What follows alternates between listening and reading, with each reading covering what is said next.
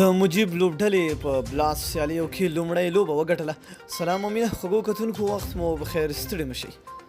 تېره شپه د انګلستان سوداګریز لیګ ویټالټي بلاس سیالۍ د 18 لوبډلو ترمنځ پیل شوې چې په لومړۍ لوبه کې د مجیب اړوند میډل 6 لوبډلې په 7 ویکټو آی 6 لوبډلې ته ماته ورکړه.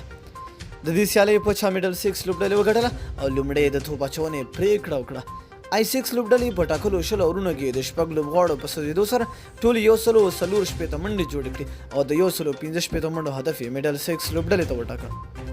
د آی 6 لوبډلې لپاره په توپوهنه کې ریان ټین ډیسکټي 40 منډې او ویسټي 40 منډې تر نورو ډېرې جوړې کړې چې په هدف کې ښه رول ولوباوه. د میډل 6 لوبډلې لپاره په توپ اچونه کې هیلم 3 لوبغاړي وسوځول، د غراز سوټیر 2 لوبغاړي له مخې پورته کړ، خو افغان لوبغاړي مجیب الرحمن کوم لوبغاړي ونه سوځوه. میډل 6 لوبډلې د 115 منډو هدف په 19 اور کې د 3 لوبغاړو په سوځېدو سره پوره کړ چې په دې سره یې ویټالټي بلاس سیالۍ په بریا سره پیل کړې. د میډل 6 لوبډلې لپاره په توپوهنه کې تر ټولو ډېرې منډې ای بي ډي ویلر سرسره کړې. نوموړي تر پایه په 88 منډو نه سوځېدلی پاتې شو او بریا یې ترلاسه کړه. د آی 6 لوبډلې لپاره په توپ اچونه کې سنیټر او زمپا یو لوبغاړي له مخې پورته کړ، خو سیالۍ په 7 ویکټو بایلوده.